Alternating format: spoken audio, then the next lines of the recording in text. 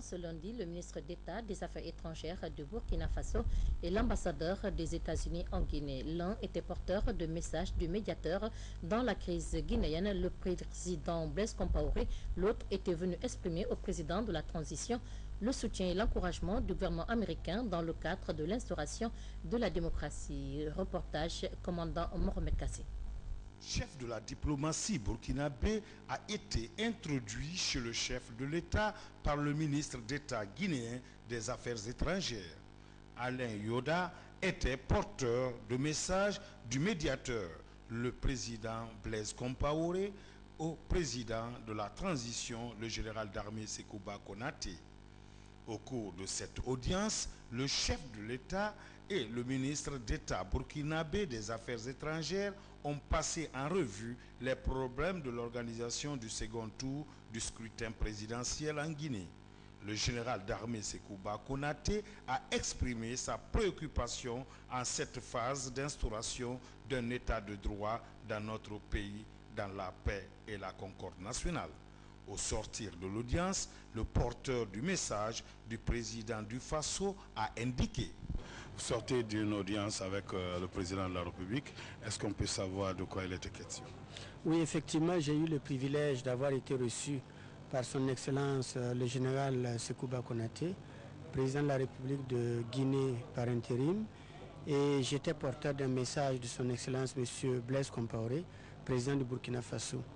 Ce message est relatif au suivi régulier que le président Compaoré fait en tant que médiateur dans la crise en Guinée, de l'évolution de la situation. Et j'ai donc donné les encouragements que le président Compaoré, qui est hors du Burkina Faso en ce moment, m'a chargé d'apporter à son homologue, et surtout ces encouragements pour aller de l'avant et permettre de parachever tout ce qui a été entrepris jusqu'à présent. Le président de la République m'a fait l'honneur de me rendre compte de cette évolution et de ce qui est envisagé. Je pense que je rendrai compte de ce qui m'a été dit au président Compaoré, et certainement les deux chefs d'État aviseront de la suite à réserver au résultat de cet entretien. Quel est le message que vous avez pour les deux candidats admis au second tour des élections présidentielles? Le président Compaoré m'a demandé de rencontrer les deux candidats, de leur parler et de faire un certain nombre de suggestions. Naturellement, je ne peux pas en parler puisque c'est destiné aux deux candidats.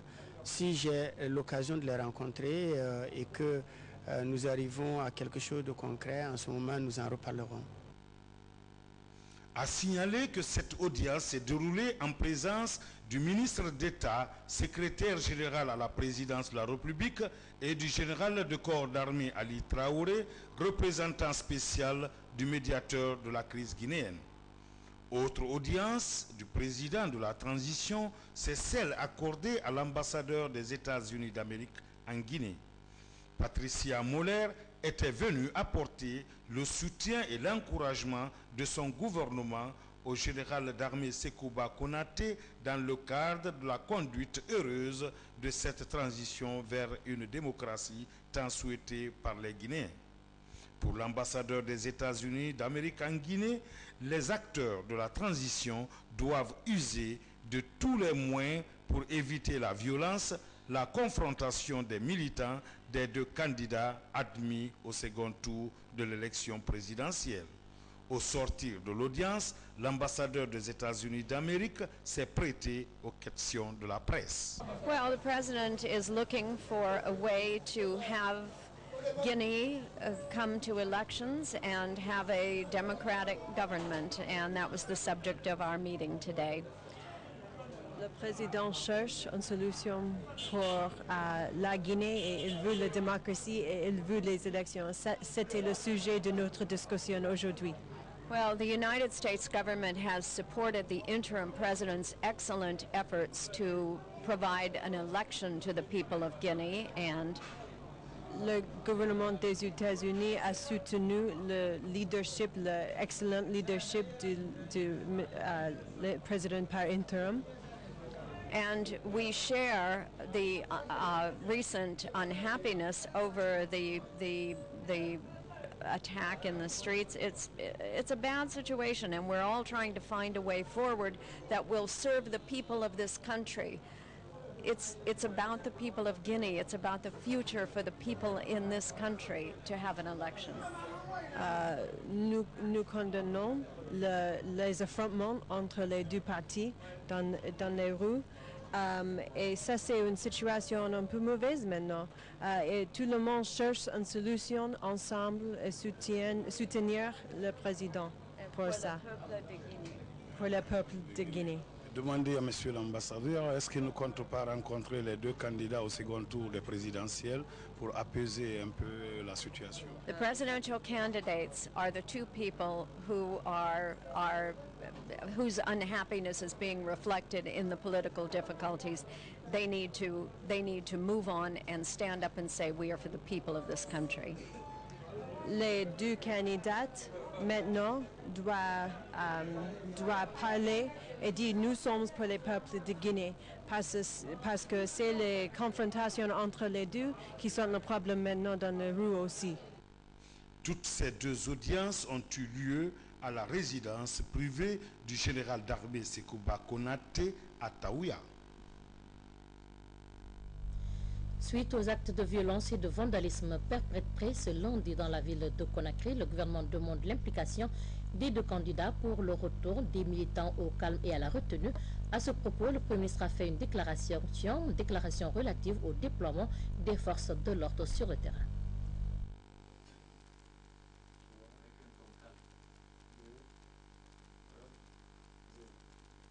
Chers compatriotes, bonsoir. Depuis le début du processus électoral qui devait conduire à l'élection du futur président de la République de notre pays, plusieurs appels ont été lancés à la population, mais en particulier aux militants des partis politiques impliqués dans l'élection, pour qu'en toutes circonstances, la paix civile soit préservée, pour que l'ordre public, qui est la condition nécessaire pour un scrutin apaisé et transparent, soit respecté. Malgré tout cela, malgré plusieurs interventions à la télévision pour en appeler à la conscience militante citoyenne des militants, rien n'y fait. Les gens continuent, matin et soir, d'occuper les grandes artères de notre pays, la route Le Prince, l'autoroute, pour empêcher la circulation automobile, pour menacer les passagers, pour détruire des véhicules, pour agresser les personnes. Vous comprendrez que là, tout cela ne peut plus continuer. Et qu'il faut, pour que notre processus atteigne ses objectifs, que l'ordre public soit garanti coûte que coûte. C'est pourquoi des ordres précis et impératifs viennent d'être donnés à la police, à la gendarmerie, mais surtout à la FOSEPEL, d'empêcher par tous les moyens que ces groupes continuent, comme par le passé, à gêner la circulation publique, à agresser les citoyens paisibles. Parce que l'occupation illégale des rues, les menaces aux personnes, sont des entraves à la transparence du scrutin qui vient. Et nous ne pouvons pas accepter cela.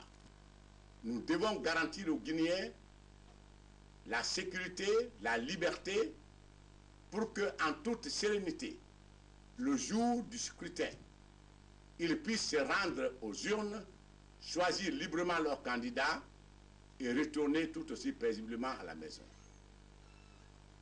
Tout individu, à l'avenir, à partir de cette déclaration, qui sera pris violant les normes sur le maintien d'ordre, sera déféré au parquet, jugé et condamné si les faits sont établis. Il n'y aura plus d'intervention pour remettre des délinquants en liberté, surtout en cette période délicate de l'histoire de notre pays. C'est pourquoi, au nom du gouvernement, je m'adresse aux chefs de famille, je m'adresse aux chefs de quartier, je m'adresse aux présidents de district, aux chefs religieux, à tous ceux qui ont autorité dans notre pays, d'agir dans la limite de leurs attributions et de leurs responsabilités citoyennes pour que notre pays traverse cette période sans plus de dommages. Je vous remercie.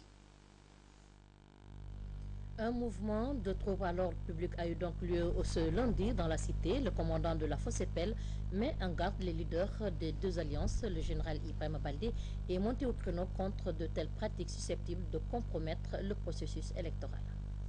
La sécurisation du processus électoral, le président de la République par intérim, le général d'armée Sékouba Konaté et le gouvernement, avec l'accord de tous les acteurs du processus, ont bien voulu mettre en place la Fossepel qui a pour mission de sécuriser le processus avant, pendant et après les élections. Mais si le premier tour s'est déroulé dans les conditions acceptables, nous constatons avec amertume que les campagnes du second tour enregistrent déjà des dérapages de nature à compromettre le processus. Cela malgré le contenu du rapport de synthèse de la rencontre de l'état-major de la Fospel avec les alliances des deux partis qui a été signé le 16 octobre 2010 au siège de la Fospel. Rapport dans lequel les représentants des deux alliances se sont engagés à mener des campagnes dans le respect des règles démocratiques et dans un environnement politique apaisé. C'est pourquoi, sur l'instruction du coordinateur général de la Fossepel et en ma qualité de commandant de la Fossepel, j'engage la responsabilité des états-majors des deux partis politiques et leurs alliés et les invite à prendre toutes les dispositions pour contribuer à la canalisation de leurs militants, étant donné que des agitateurs mal intentionnés profitent de ces manifestations, se faisant passer pour les militants de partis politiques pour perturber l'ordre public et tenir des propos injurieux. En tout état de cause, je mets en garde tout fauteur de troubles ou d'actes de vandalisme, d'injures et de pillage. En conséquence, tous les fauteurs de troubles, d'injures ou d'actes de vandalisme seront interpellés et traduits en justice conformément à la loi. J'invite les officiers et agents de la Fospel à prendre toutes les dispositions nécessaires pour maintenir la paix, la sécurité ainsi que la libre circulation des personnes et des biens sur l'ensemble du territoire national. Je vous remercie. Mesdames et messieurs, nous donnons à présent lecture d'un communiqué de la Cour suprême. Les magistrats dont les noms suivent désignés pour présider les commissions administratives centrales de recensement des votes des 38 circonscriptions électorales sont priés de se présenter le mercredi 20 octobre 2010 à la Cour suprême à 8 heures précises. Les intéressés doivent suivre une formation à rapport avec le processus électoral. Les frais de transport et de séjour sont à la charge des organisateurs de la formation. Ce sont M. Zouti Zaoro Biavogui, premier président de la Cour d'appel de Cancan, M. Foudi Kanté, président de section au tribunal de première instance de Kaloum, M. Ibrahima Damon, procureur général près la Cour d'appel de Conakry, M. Aboubakar Sir Sila, avocat général près la Cour d'appel de Conakry, Hadja Tigidanke Diallo, présidente de la Chambre à la Cour d'appel de Conakry, Madame Marie-Joséphine Sila, présidente de chambre à la Cour d'appel de Conakry, M. Aboubakar Barat Kamara, président de chambre à la Cour d'appel de Cancan, M. Aboulaye Bari, président de chambre à la Cour d'appel de Conakry, M. Yaya Kairaba Kaba, procureur de la République près le tribunal de première instance de Kindia, M. Tamba Eugène Tenkiano, juge de paix à Guékédou, M. Seydouba Kamara, président du tribunal de première instance de Dixine, M. Victorien Abba, président du tribunal de première instance de Mafanko, M. Balaké Fofona, substitut du procureur de la République près le tribunal de première instance de Kaloum, M. Séné Kamara, président du tribunal de première instance de Cancan, Elhaji Ibrahima Sori Sissé, procureur